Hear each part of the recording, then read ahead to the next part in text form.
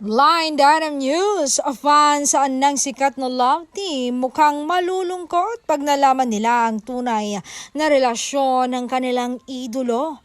Nako, ayon sa isang reliable source, nagpapanggap pa lang dalawa na sila pa kahit hindi na. 2025 nang naghiwalay ang dalawa, pero pinilit sila ng mga boss kaibigan nila na magbalikan pero hindi na talaga naayos ang kanilang sigulot. Pero ayon sa source, nananatili daw na magkatrabaho at magkaibigan na lamang ang dalawa.